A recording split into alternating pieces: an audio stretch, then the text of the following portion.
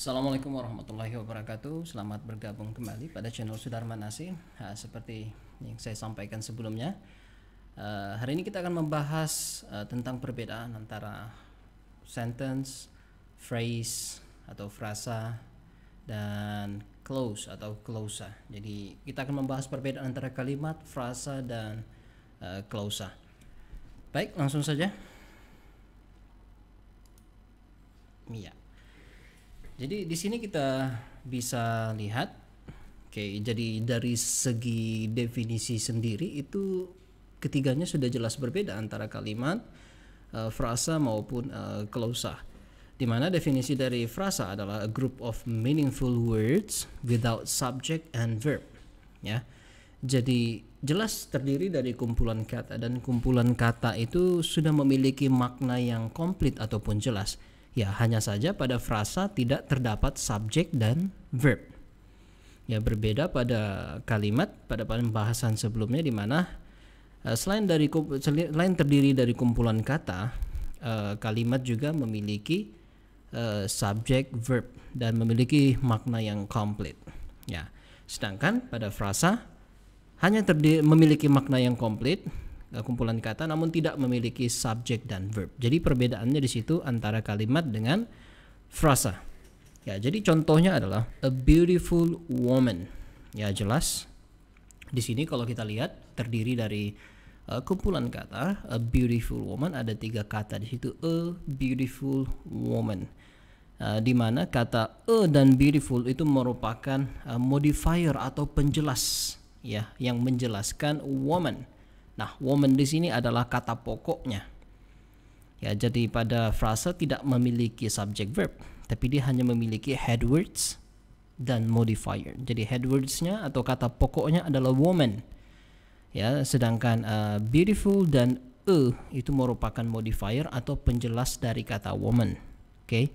Sehingga a beautiful woman itu disebut frasa, dan karena kata pokoknya itu merupakan noun yaitu woman, maka ini tergolong dalam noun phrase atau frasa benda.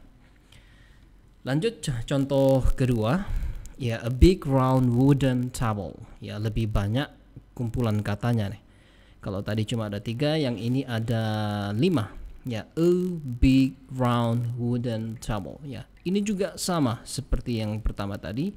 Ini juga frasa di mana kalau kita coba artikan dalam bahasa Indonesia itu artinya kurang lebih meja kayu bundar besar. Ya, meja kayu bundar yang besar. Ya, sebuah meja kayu bundar yang besar.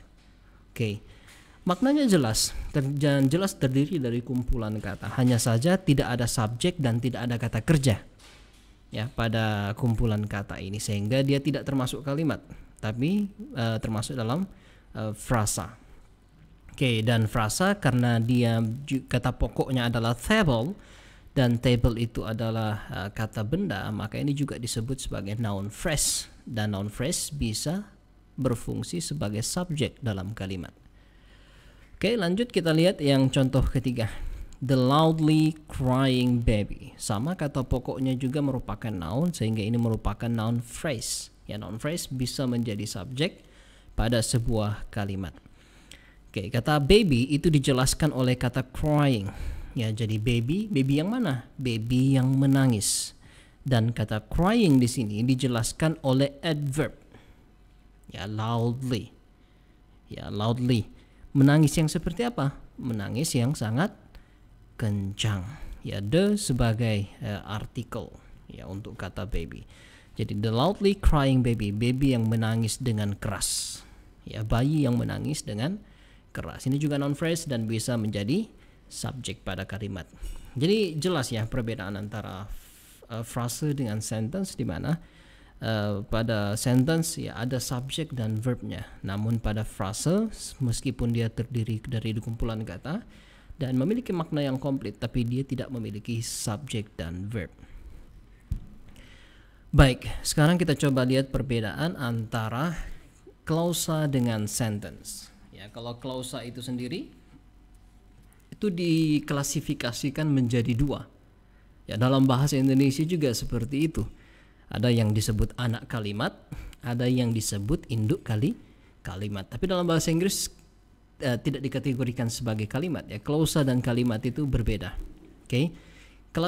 Klasifikasinya dalam bahasa Inggris itu ada main clause, ada sub clause, ya, ada klausa utama, ada klausa turunan atau anak kalimat ya, sub klausa, sub klausa.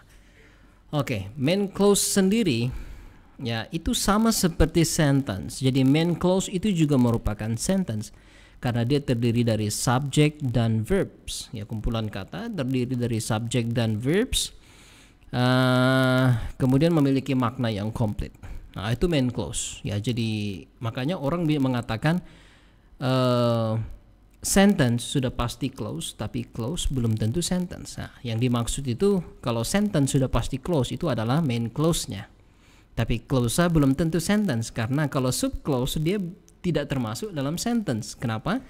Karena pada sub clause meskipun dia memiliki subject verb terdiri dari kumpulan kata, tapi dia tidak memiliki makna yang komplit. Karena sub clause atau anak kalimat ini selalu diawali oleh konektor atau conjunction, ya, atau yang lebih komplitnya disebut subordinate conjunction. Ya, contohnya pada kalimat nomor 1 di sini. Ya, when I went to the office. Itu kalau cuma itu saja titik. Ya, artinya kan ketika saya pergi ke kantor. Itu kan maknanya nggak komplit. Emang apa yang terjadi ketika kamu pergi ke kantor? Ya, sehingga dibutuhkan main clause untuk membuat kalimat ini menjadi jelas. Oke. Sedangkan contoh kedua di sini itu termasuk main clause karena dia punya subjek, kata kerja, terdiri dari kumpulan kata dan maknanya sudah jelas. I saw a man collecting garbage. Jadi saya melihat seorang laki-laki mengumpulkan sampah. Ya, tanpa kehadiran anak kalimat pun kalimat ini sudah jelas. Saya melihat seorang laki-laki mengumpulkan sampah. Sedangkan contoh yang satu tadi, yang sub clause, itu tidak jelas. Ketika saya pergi ke office. Emang apa yang terjadi ketika kamu pergi ke office? Nah, sub clause ini hanya memiliki makna yang jelas atau sub clause ini hanya bermakna jika digabungkan dengan main clause atau induk kalimatnya. Oke, contoh. When I went to the office, I saw a man collecting garbage. Jadi ketika saya pergi ke kantor, saya melihat seorang laki-laki sedang mengumpulkan sampah. Oke, jadi maknanya baru jelas. Ya, jadi maknanya baru jelas. Sebab itu kenapa dikatakan kalau sub clause itu tidak bisa berdiri sendiri. Ya, karena maknanya tidak jelas.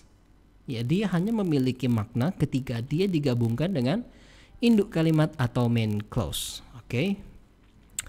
Baik, saya kira itu perbedaan antara klausa dengan sentence. Nah, kalau sentence itu sendiri kita sudah bahas pada pembahasan sebelumnya, di mana sentence itu adalah meaningful words, ya, jadi jelas words, kumpulan kata yang memiliki subjek dan kata kerja.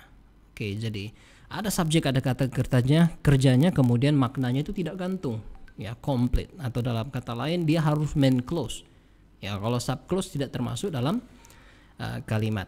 Jadi contoh, she is my mother. Ya, she sebagai subjek, kemudian is sebagai kata kerja. Dia adalah ibuku. Kumpulan kata maknanya jelas dan ada subjek, ada kata kerjanya. Begitu juga contoh yang kedua, write everything you like. Ya, tulis apapun yang kamu suka. Nah, itu kita juga sudah bahas pada materi sebelumnya. Di sini tidak terlihat subjeknya karena ini merupakan kalimat perintah atau imperative sentence. Ya, pada imperative sentence kita mau menekankan pada actionnya sehingga subjeknya tidak disebutkan. Tapi bukan berarti tidak ada subjek. Ya, ingat seperti yang saya jelaskan sebelumnya, subjek pada imperative sentence adalah you. Oke, you. Ya, jadi sebenarnya kalimatnya adalah you write everything you like. Namun ketika kita ingin memberikan penekanan atau emphasize pada actionnya, maka kita tidak menyebutkan subjeknya, tapi bukan berarti subjeknya tidak ada. Oke, contoh yang ketiga, I saw Ali when I went to the market. Jadi saya melihat Ali ketika saya pergi ke market. Nah, ini merupakan contoh complex sentence. Nah, jadi complex sentence itu adalah gabungan antara main clause dan sub clause.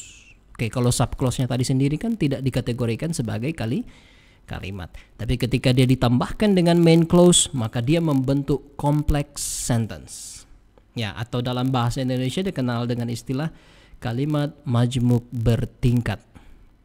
Ya, kalimat majmuk bertingkat, gabungan antara main clause dan sub clause. I saw Ali when I went to the market. Baik, saya kira itu aja pembahasan kita pada hari ini. Mungkin jika ada yang ingin ditanyakan atau ada yang masih bingung, silahkan tulis komentar di bawah ini. Dan jangan lupa ketika kalian merasa bahwa konten ini memberikan manfaat, jangan lupa di share dan subscribe. Sekian dari saya, sampai ketemu pada materi selanjutnya. Assalamualaikum warahmatullahi wabarakatuh. See you.